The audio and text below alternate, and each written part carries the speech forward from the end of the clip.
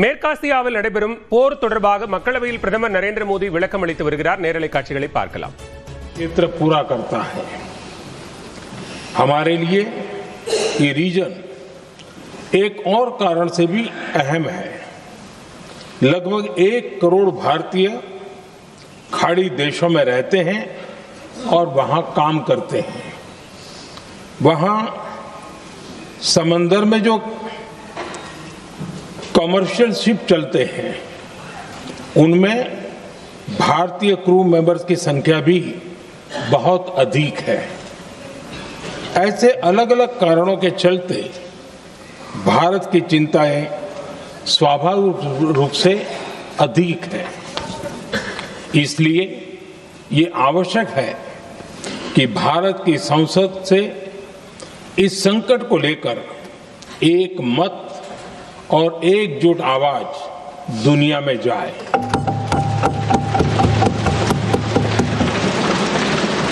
अध्यक्ष जी,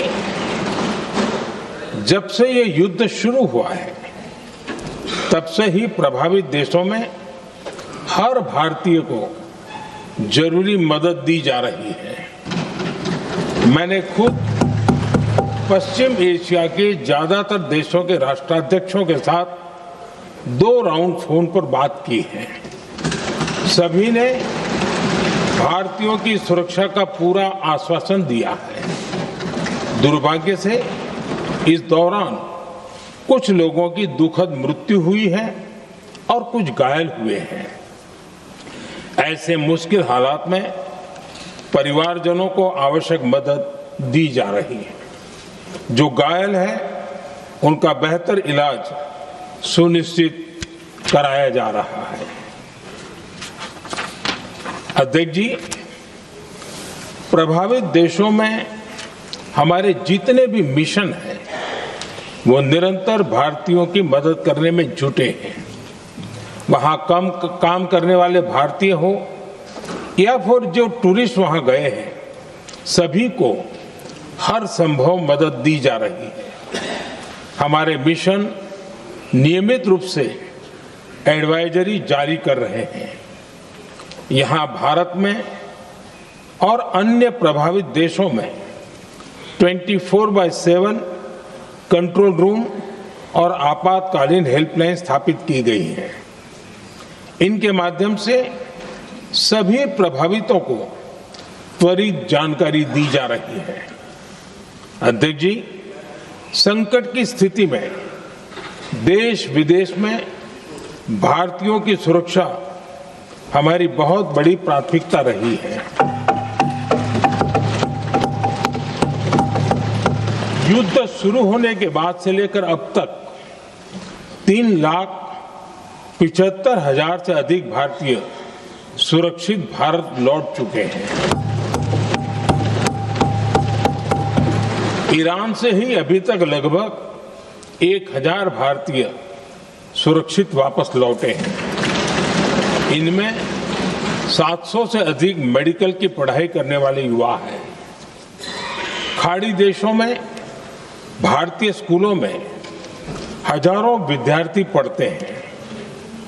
सीबीएसई ने ऐसे सभी भारतीय स्कूलों में होने वाली कक्षा 10वीं और 12वीं की निर्धारित परीक्षाओं को रद्द कर दिया है। इन बच्चों की पढ़ाई निर्बाध चलती रहे, इसके लिए सीबीएसई उचित कदम उठा रही है। यानी सरकार संवेदनशील भी है, सतर्क भी है और हर सहायता के लिए तत्पर भी है।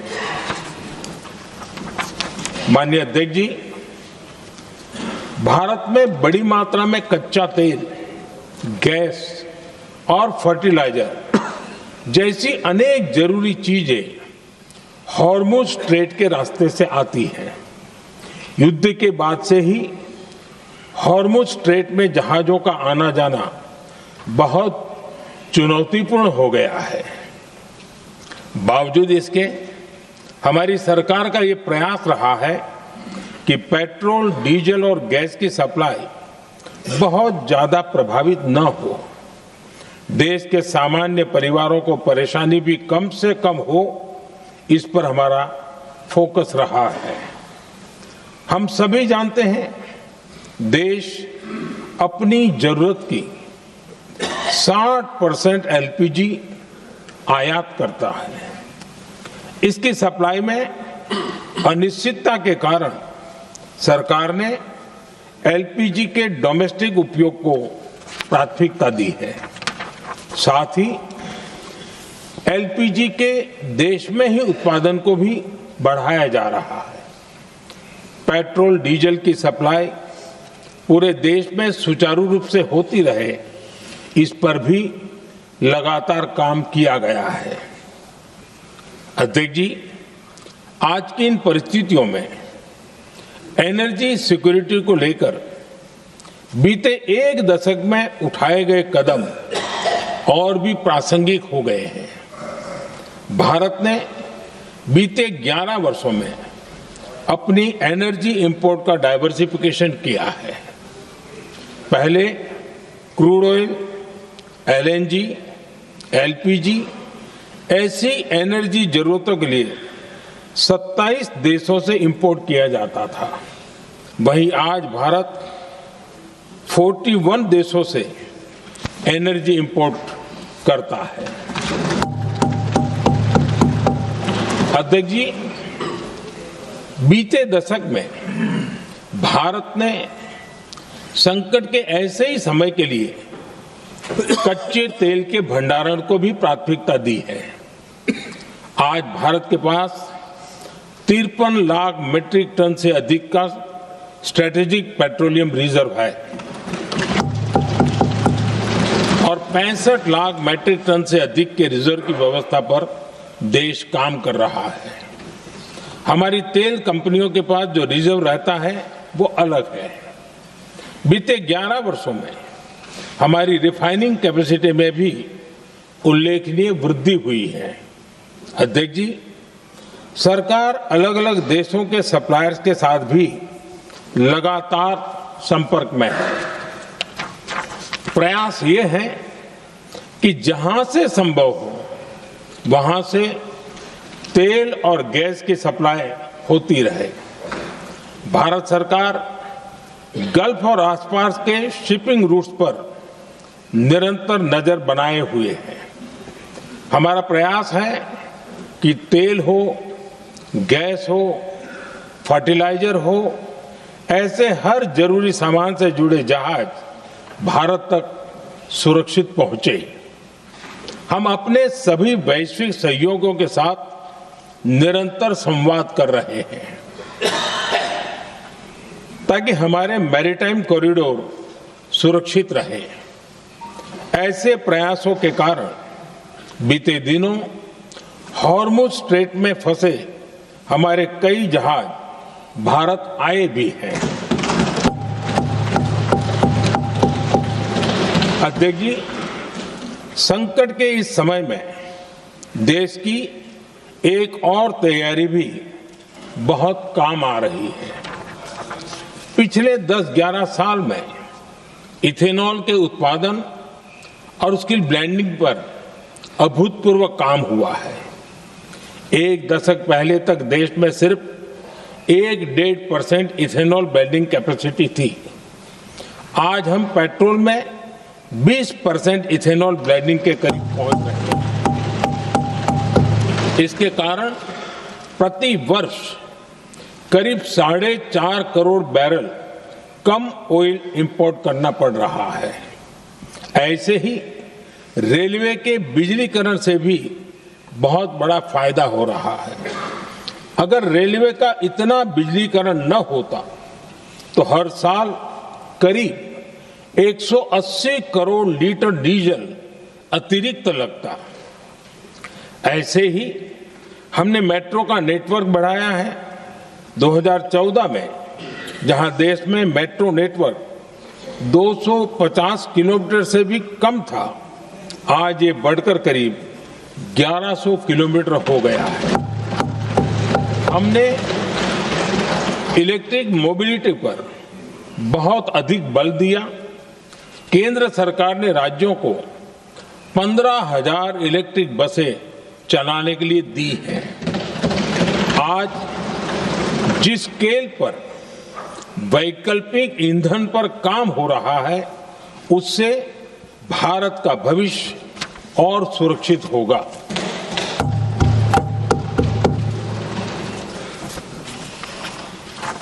आदरणीय अध्यक्ष जी, हम जानते हैं कि एनर्जी आज इकोनॉमी की रीढ़ है और ग्लोबल एनर्जी नीड्स को पूरा करने वाला एक बड़ा सोर्स वेस्ट एशिया है।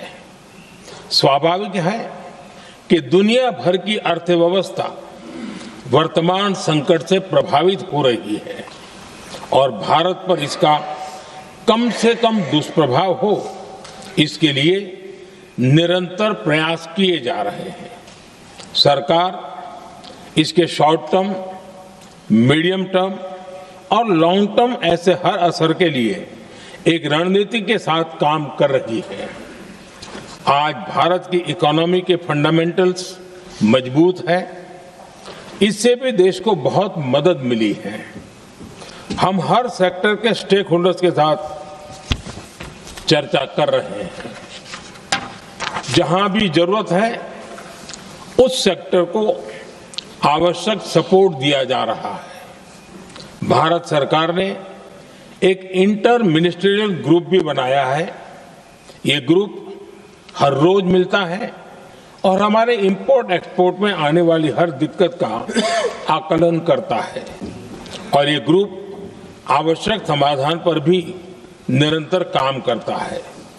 मुझे पूरा भरोसा है कि सरकार और इंडस्ट्री के साझा प्रयासों से हम परिस्थितियों का बेहतर सामना कर पाएंगे। माननीय अध्यक्ष जी, एक बड़ा सवाल ये है कि युद्ध का खेती पर क्या प्रभाव होगा। देश के किसानों ने हमारे अन्न के भंडार भर रखे हैं, इसलिए भारत के पास पर्याप्त खाद्यान्न है। हमारा ये भी प्रयास है कि खरीफ सीजन की ठीक से बुआई हो सके। सरकार ने बीते सालों में आपात स्थिति से निपटने के लिए खाद की पर्याप्त व्यवस्था भी की है। अतीत में भी हमारी सरकार ने दुनिया के संकटों का बोझ किसानों पर नहीं पड़ने दिया था। कोरोना और उस समय के युद्धों के दौरान उस समय भी ग्लोबल सप्लाई चेन में डिस्ट्रप्शन आ गई थी। दुनिया के बाजार में यूरिया की एक बोरी 3,000 रुपये तक पहुंच गई, लेकिन भारत के किसानों को वही बोरी 300 रुपये से भी कम कीमत में उपलब्ध कराई गई। अध्यक्ष जी, देश के किसानों को इस प्रकार के संकटों से बचाने के लिए भी बीते वर्षों में अनेक कदम उठाए गए हैं। पिछले एक दशक में देश में 6 यूरिया प्लांट शुरू किए गए हैं। इससे सालाना 76 लाख मैट्रिक टन से अधिक की यूरिया प्रोडक्शन कैपेसिटी जुड़ी है। इस दौरान डीएपी और एनपीकेएस जैसी खाद का घरेलू उत्पादन भी करीब 50 लाख मैट्रिक टन बढ़ाया गया है। इतना ही नहीं, तेल और गैस की तरह खाद के आयात को भी डाइवर्सिफाई किया गया है। ऐसे ही डीएपी और एनपीके के आयात के लिए भी हमने अपने विकल्पों को विस्तार किया है। अध्यक्ष जी, सरकार ने देश के किसानों को made in India nano urea का विकल्प भी दिया है। सरकार किसानों को प्राकृतिक खेती के लिए भी प्रोत्साहित कर रही है। पीएम कुसुम योजना के तहत किसानों को 22 लाख से ज्यादा सोलर पंप दिए गए हैं। इससे भी डीजल पर उनकी निर्भरता कम हुई है। मैं सदन के माध्यम से देश के किसानों को विश्वास दिलाता हूं कि सरकार किसानों की हर संभव मदद करती रहेगी। आदरणीय अध्यक्ष जी, युद्ध का एक बहुत बड़ा चैलेंज ये भी है कि भारत में गर्मी का मौसम शुरू हो रहा है। आने वाले समय में बढ़ती गर्मी के साथ बिजली की डिमांड बढ़ती जाएगी। फिलहाल देश के सभी पावर प्लांट्स के पर्याप्त कोल स्टॉक्स उपलब्ध है। भारत ने लगातार दूसरे साल 100 करोड़ टन कोयला उत्पादन करने का रिकॉर्ड बनाया है। पावर जनरेशन से लेकर पावर सप्लाई तक के हमारे सभी सिस्टम की निरंतर मॉनिटरिंग भी की जा रही है और सरकार की तैयारियां उसको रिन्यूएबल एनर्जी से भी मदद मिली है।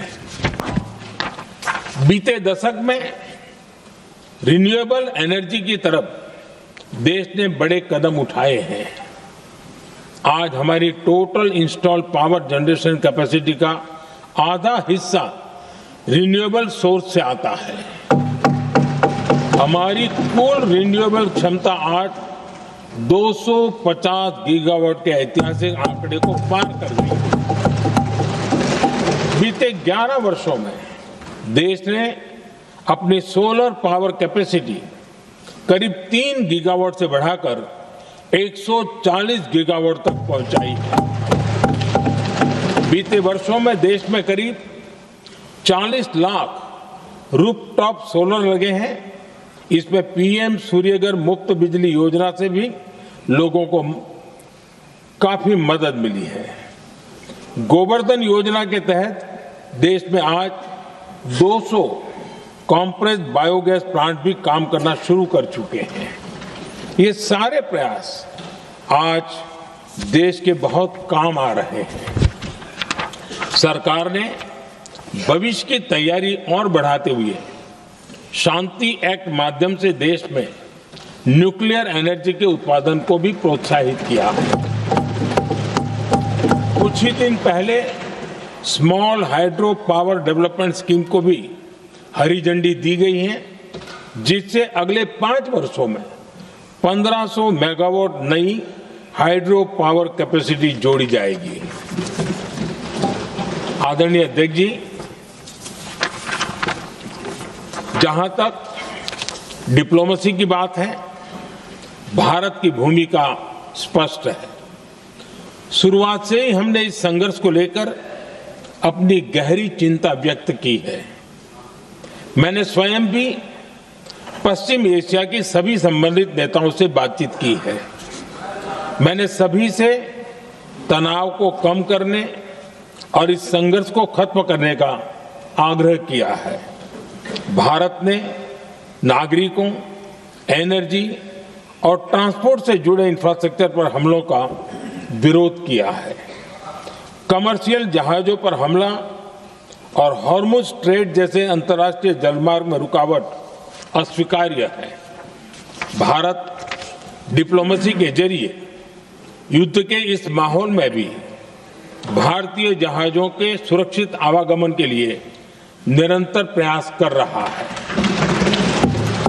अध्यक्ष महोदय, भारत हमेशा से ही मानवता के हित में और शांति के पक्ष में अपनी आवाज उठाता रहा है।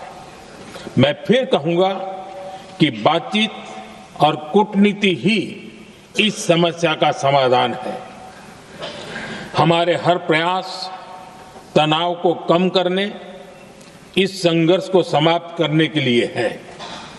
इस युद्ध में किसी के भी जीवन पर संकट मानवता के हित में नहीं है। इसलिए भारत का प्रयास सभी पक्षों को जल्द से जल्द शांतिपूर्ण समाधान के लिए प्रोत्साहित करने का है। अध्यक्ष जी, जब ऐसे संकट आते हैं तो कुछ तत्व इसका गलत फायदा उठाने की कोशिश भी करते हैं। इसलिए